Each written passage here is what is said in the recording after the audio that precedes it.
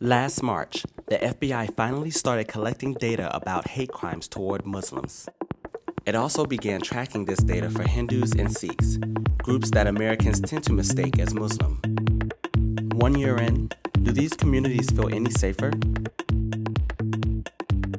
Unfortunately, we know in our communities that we have a long road until many of us actually feel safer, particularly with respect to interfacing with law enforcement. While the new FBI hate crimes categories are a welcome step in the right direction and give us important information on the scale and scope of hate violence affecting our communities, many in our communities have not forgotten about the unfortunate and tragic legacy since the events of September 11th around special registration, around the Countering Violent Extremism program, and around national programs such as NSEERS that have continued to not only map and surveil our communities, but to really portray many in our communities as un-American and under suspicion. I do wish at the same time the FBI would put as much effort into controlling the hate speech and the rhetoric that is allowed by the media. I mean, I wish the censorship would kind of go hand in hand with the hate crimes that are going on, because the rhetoric that is allowed to be fostered in the media, especially me as a media professional for years, the things that the public is allowed to hear and see, especially by people that would like to lead our country in the future, is very unsafe, is very, I think, violating, and I think is very disruptive, and it's very much in remembrance of the divide and conquer tactics of colonialism. We have been united in the struggle not only for inclusion, but also for protection of our communities. In the wake of the tragic events at the Sikh Gurdwara in Oak Creek, Wisconsin in 2012, when a noted white supremacist killed 6 individuals from the Sikh community at their house of worship, we have come together in the wake of that attack to not only insist upon new categories being added to the FBI hate crimes form, but to really band together with respect to solidarity, inclusion, and protection for our communities nationwide. Especially since 9/11, a number of minority communities in America have realized that we're all in this together. So in modern America, there's a new de facto racial category, and that includes anybody who is perceived to be Muslim on the basis of brown skin, facial hair, turbans, and this includes many religious and ethnic minorities, including Hindus, Muslims, and Sikhs. And so we've been working together with different coalitions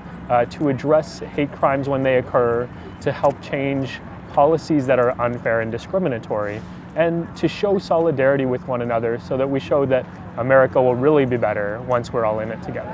I remember when I was in Ferguson, I went with my multi-faith community, and I went with Muslims for Ferguson, and I saw the LGBT community, the LGBTQ community, who are actually on the front line, you know, and I remember seeing the Jain community, the Buddhist community, the churches, the synagogues, and it really, really reminded me of, I think what I learned when I go to the church is a kingdom on, heaven on earth,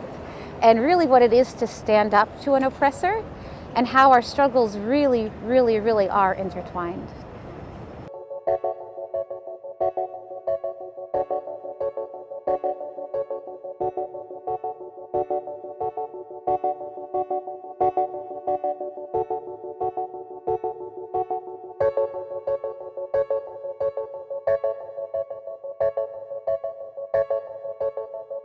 So we live in a world where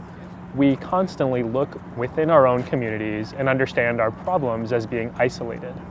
You know, we look at violence against young black men and incarceration, and we think that's very different than Islamophobia, whereas structurally, they're actually the same thing.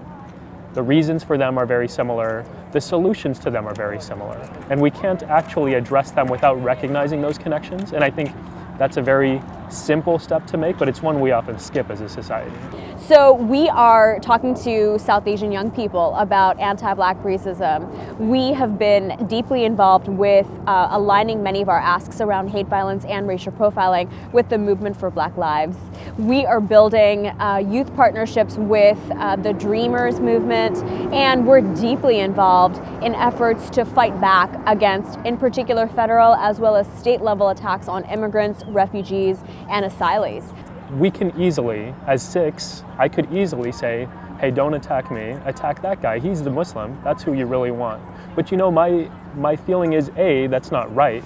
and B, it's not effective, because essentially what I'm doing is deflecting bigotry as opposed to addressing and resolving bigotry, and that's not going to get us anywhere.